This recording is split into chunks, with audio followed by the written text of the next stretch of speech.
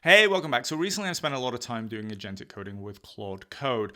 Now, in the past, I've had a lot of success with the Qwen series of models, especially in their coding abilities. In fact, I think they've been some of the best coding models out there. Now, recently they released their Qwen 3.5 coder model, as well as their Qwen Code CLI. So today I thought we would check out that model and that CLI, give it a bit of a run and see how it compares to Claude Code. Now, to be honest, I hummed and hawed about making this video because they made the same mistake that everybody makes, which is they claim it's as good as Claude Sonnet 4. And I typically see this all the time as model makers say, oh, we're as good as Claude. And honestly, I'm yet to see a model that is good as the Claude models for coding. So it kind of just made me suspicious. But actually, as I played with this model more and more, it was actually pretty good. It's not as good as Claude, to be honest, but I was pleasantly surprised, as you're going to see in this video. Now, as you can see there, it is a huge model. It's 480 billion parameters with 35 billion active parameters. So you can run it locally. You can download it from Ollama or Hugging Face and run it on your machine. But it's going to be pretty slow, or you're going to need a lot of GPU to be able to run that, and it's going to take up a huge amount of disk space. So in the case of this video, I am going to go through the API. You can decide for yourself whether you want to run your data through the API. That is kind of your choice. And to have a quick start to get started with this, you can just do a curl command and then run that. I am running a Mac, so I can just do a brew install Qwen code, which is what I've done. Now, once that's installed, you can actually just type in Qwen into the command line. Now, you will need to log in. So the first thing I would say is you can do the / command auth. And then if you run that, it gives you two options to authenticate. You can either go through Qwen OAuth, or you can select an OpenAI compatible API such as OpenRouter. We're going to select the Qwen OAuth one there.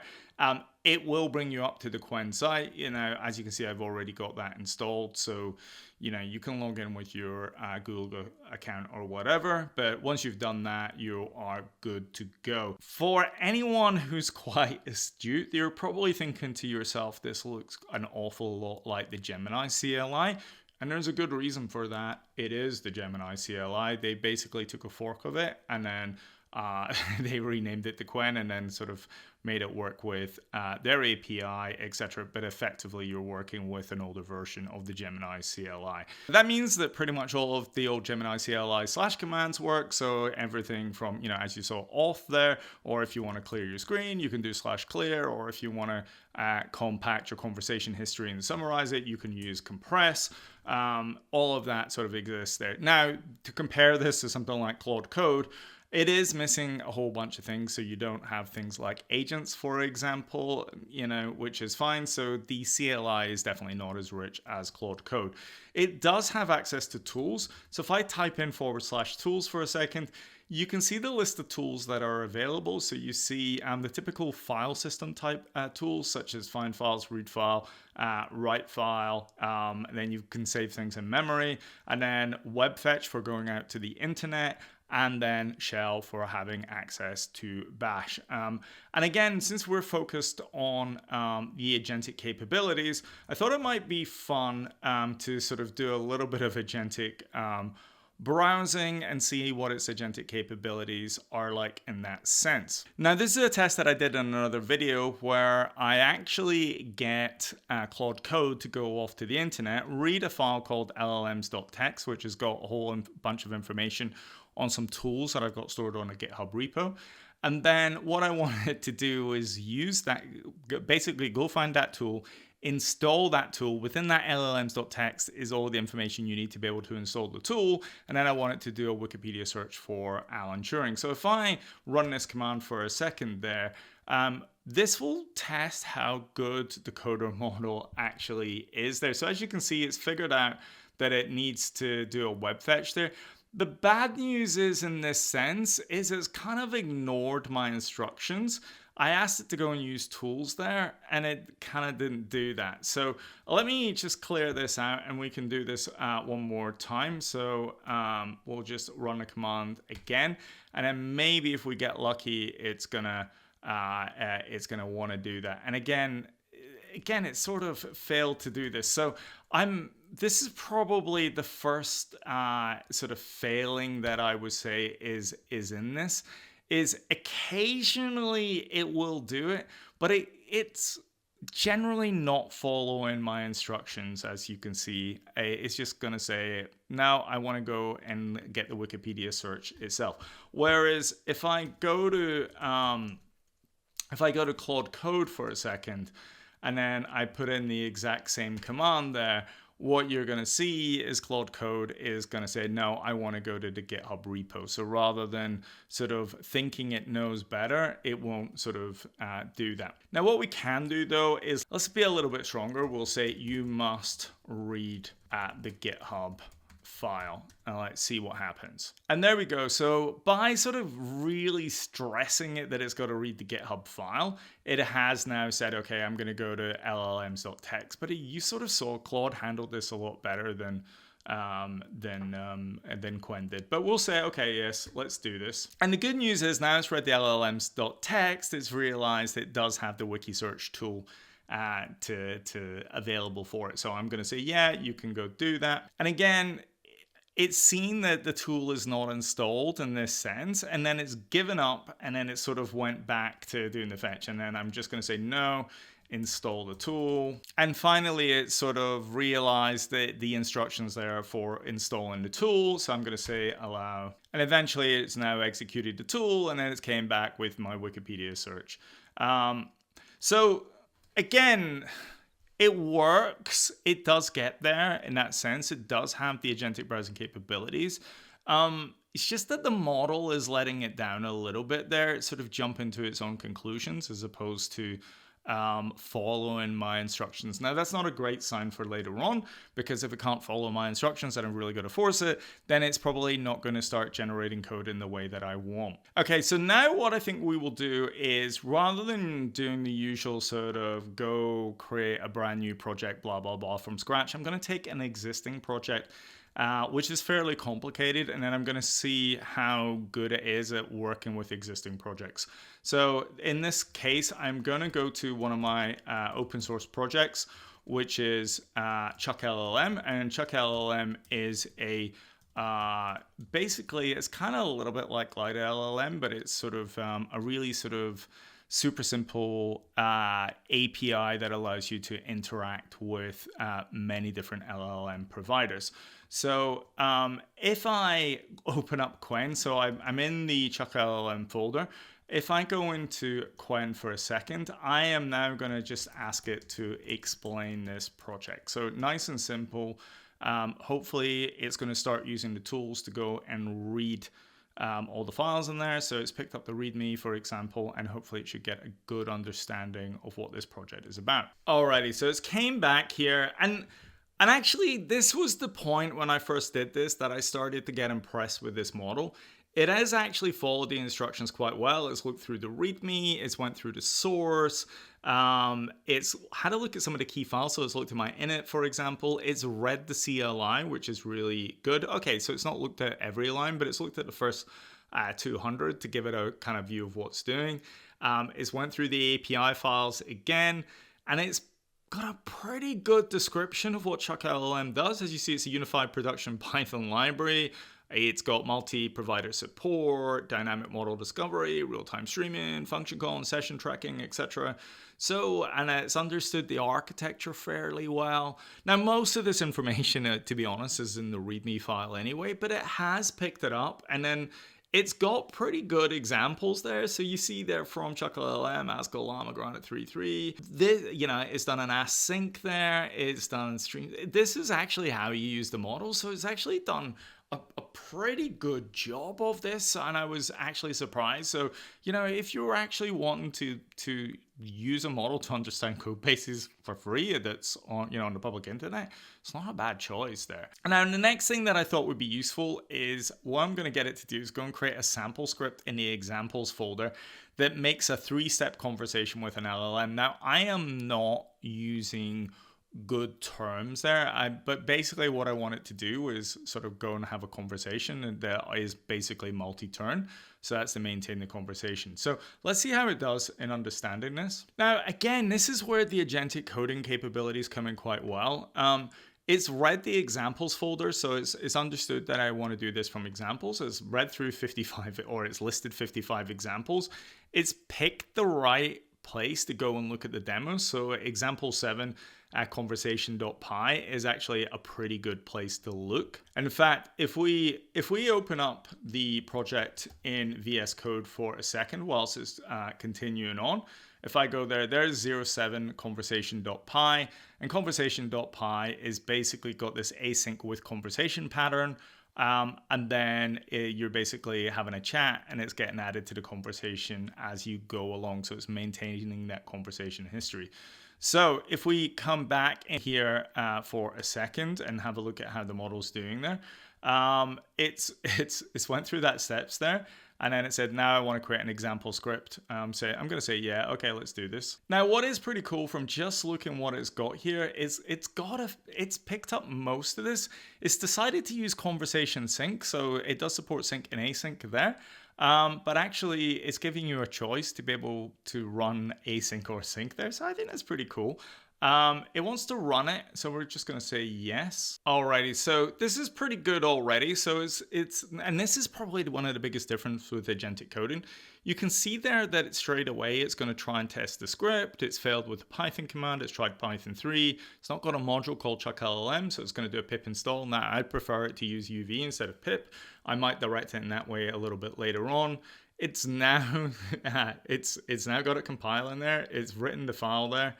And now it's tried to verify and see where it works. So now it's sort of claiming that it has sort of got this running. So if I just do an ls examples there, we can see there is a file there called 3-step conversation. I'm going to do a UV run examples 3-step conversation, and let's just see how this runs. And again, it's offering me the async or the sync version. So let's start with the async version. And it said, hi, I'm Chris, and I'm interested in learning about machine learning. The AIs came back. So it's actually interacting with the LLM and coming back with answers. And then here's the key part, follow-up question. This proves that it's maintaining the state there. Can you explain the first one in simple terms? And then it said, let's break down linear regression. This is good. I mean, let's be clear about this. This is good. This is an open weight model with agentic coding capabilities that's looked at a library that's on the internet that it has never seen before. It won't have been trained on that because chuckllm's a fairly new library. It's read through the library. It's understood it. It's compiled it. It's got it running. It's fixed up issues. And it's created a demo script that actually works. This is pretty good. If I wanted to, I could go a little bit further and I can say now do a script that demonstrates function calling. So let's see how it does in this particular case. And here, again, it's pretty good what it's doing there. So it's using, remember those tools that I showed you earlier? It's doing a search for function calls. So it's just basically looking through the files. It's using its kind of search tools to go figure out what files it's using function calling.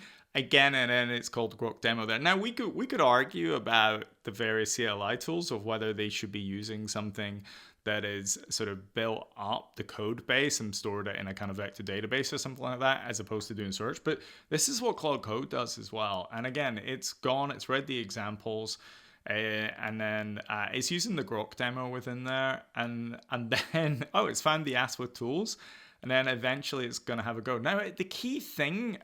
And this is, again, I said this before and I'm going to say it again.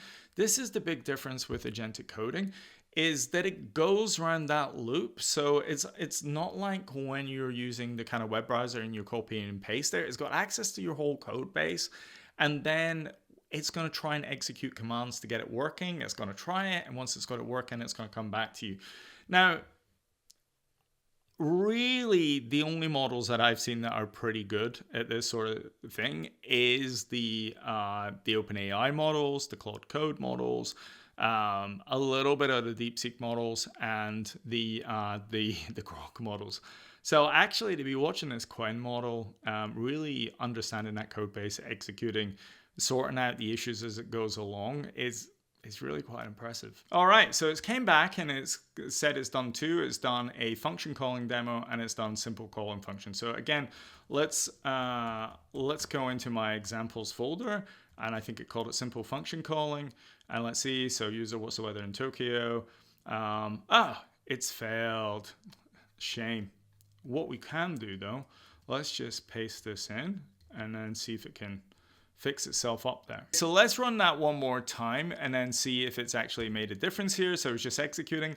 It doesn't look like it's fixed this up. I'm seeing the sort of same errors as we had before, but maybe what we can do is there was a couple of other fault calls there, like function calling demo and function calling manual. So let's try and see if any of them actually make a difference. So we'll just do UV run examples. We'll pick function calling demo. Again, I will pick the synchronous version. And again, it's not really done that. Maybe we can try the async version. All right, so looking at that, it seems to have had an issue with the synchronous tools, but it seems to have nailed the async tools there. So it's actually had access to 3 tools: get current weather, search web, and calculate. But as you can see, it's used calculate and made the calculations. So I think that's actually pretty good. Alrighty, so we'll try one of the other files. Let's call examples function calling manual for a second there, which is one of the ones that it generated as it said there. Shows how to manually handle tool calls.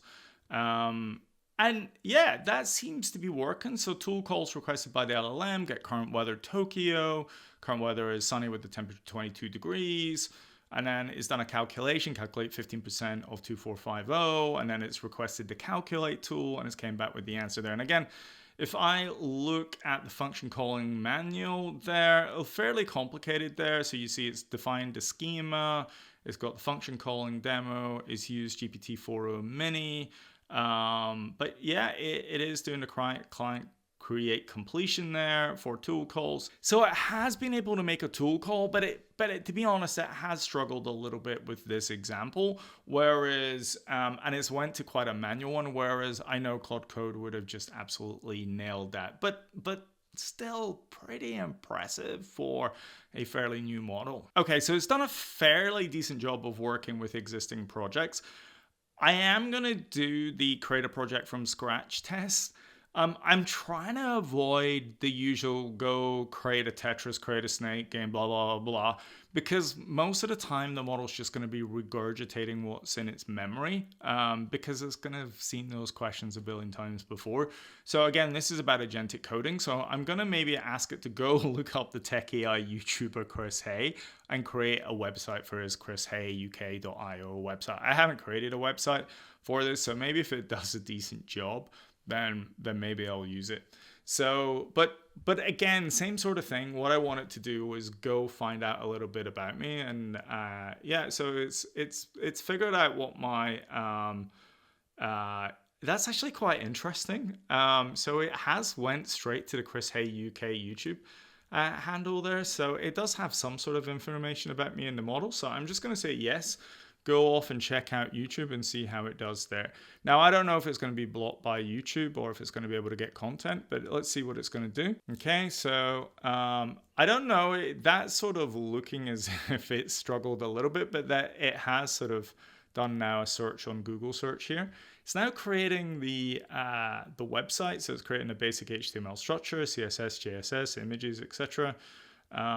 And it's going to go off and create this website, and we'll find out what it looks like in a second. So it's finished generating it. It's actually started up a web server in the background. So let's, it's available on localhost 8000. Let's see how it's done there for a second. So we'll paste in localhost 8000. Chris, hey, techie.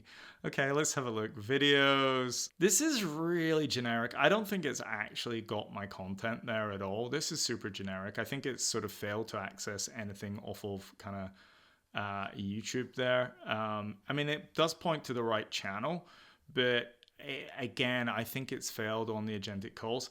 I mean, it has generated an end-to-end website. It looks fairly clean. Again, if I did pick something that was, you know, a little bit more descriptive, I could have said what design systems to use, but it has created an end-to-end website, but I think it's failed to go and access the internet and be able to browse who I am in that sense. So yeah, not a bad job, but not a brilliant job either. Okay, so if I want to, I can look through some of the code for a second.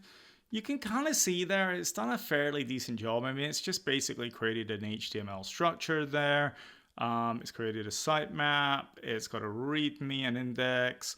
Hasn't generated any image. It's generated the styles, but as you saw, it did create an entire website. I just didn't think it was brilliant, right? But then I could have given it more instructions, use this design system, etc. Alrighty, so I'm gonna do 2 more tests in this sense. So the next one is kind of similar to the one I did at the beginning, which is I want it to bootstrap me a Hello World application, and again, I want it to go and look at my vibe coding templates and then use that. I may be a bit stronger, use these templates just to make sure that it actually does it. But let's see what happens and see if it can kind of follow the instructions. So again, it's went to my bootstrap.md. We'll say allow, and then hopefully it should follow the instructions there, create me a hello world. And if it's done a good job, it will have created the GitHub actions, it will have created the unit tests, and it done all the rough checks, etc. So let's see what happens. Alrighty, it's came back now, and I want to go through everything that it's done there. It's actually done a really good job. So it's read my Bootstrap MD, which is pretty good. And it's followed most of the instructions. It's done the makefile. It's written out the structure that pretty much that I want. It's created the GitHub actions. It's done the pre-commit actions. It's pretty good. It's done the linting. It's done the type checking. It's done the formatting. It's used rough. It's used black. It's used MyPy. And it's even created the GitHub actions. And it's actually tested it for itself. So it's actually went around and committed that. So if I go into my Hello World folder for a second, we'll just open it up. That's a pretty good structure. That's pretty close to what I wanted. And if I do a UV run Hello World, failed to spawn Hello World. Let's look at the Pi project. It hasn't created a script there. So it's done a good job, but it hasn't exactly followed all of the instructions that I wanted it to do. If it had read it properly, it would have it would have realized it needed to create that project script there. But it's done not a bad job. And again, I think this comes back to our original point about following instructions. So if I create another instance here of Qwen, but this time I say create a terminal CLI using chuckterm, and then I give it, again, it's another set of instructions. Chuckterm is a sort of a terminal CLI library that I built, which powers my MCP CLI application. But again, it's going to go off and create this, and it says, okay, I'm going to do this. It's going to go and read the llms.txt, but let's see how it does, whether it can sort of take that existing library and use it properly. Or, as I suspect, what it might do is it might read some of it and then guess the rest as it goes along. But let's see. Got itself confused between the Hello World project, which is still in that folder, and the terminal. So I think it's kind of made a little bit of a mess there. So it's actually, rather than creating itself a new folder, it's sort of mixed it in with Hello World. So let's see what's actually gonna go on here. Let's actually open up VS Code and see what it's actually done for a second. So it has stuck it in the Hello World folder. We still got our main module there, but it's replaced the Hello World with a main. Okay, so it's trying to do telnet. It has imported, let's have a look at telnet CLI. It has imported chuckterm UI. Okay, so it seems to have done something there. Let's try it out. Let's see what actually happens. So we'll do a UV run source. Okay, so calling main calls hello world. Let's try telnet CLI. We'll say telehack.com, port 23. Connected. So it has connected. It is using the chuckterm UI, so it's done a decent enough job. It is calling something. Let's see if we can do a how say hello.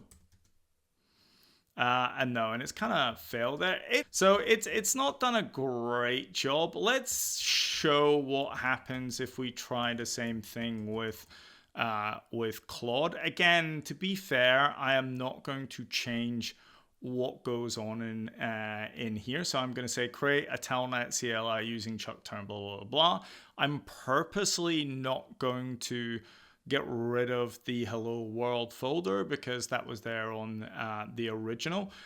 Maybe what I will do, just so it's not influenced by the telnet CLI, I'm going to delete this just in case, and we'll get rid of that so it's not influenced in any way. And again, we'll get rid of the chuck term dependency so it doesn't know any better. I'm going to be honest, it did pretty good. You know what I mean? It's actually probably one of the best open weight agentic coding models out there. That was pretty decent. Now, don't get me wrong, the Qwen Code CLI is basically a fork of Gemini. And the Qwen Coder model is nowhere near as good as Claude, but it did a pretty good job. So I'm feeling pretty good on that, and I think with the fact that they've got sort of 2,000 requests that you can use per day, and 1,000 requests if you use OpenRouter, that's kind of like free compute. So I think I might end up using that because it was pretty good at understanding code bases. It did pretty well at creating some of the kind of some of the agentic tasks. I mean, it understood my Chuck LLM library and it created the example scripts pretty well. So I think that's a pretty good model. So am I going to start using this over Claude Code? Absolutely not. Just no way. It doesn't have the agentic capabilities. The CLI isn't as good. You know, it doesn't have things like hooks, for example. And the model isn't as strong as Claude. But I mean, this is a pretty good attempt for an open weight model. So well done. So anyway, hopefully this video has been useful. It's given you a good idea of what Qwen is capable of. As I said, I think its strongest one is understanding code bases, working with examples within that code base. I think it just struggles if it has to go out to the internet and then sort of explore a little bit and be able to create files based on what it explored from the internet. But I think working from within its file system, I think it does a really good job. So anyway, I hope this video has been useful and I'll catch you on the next one.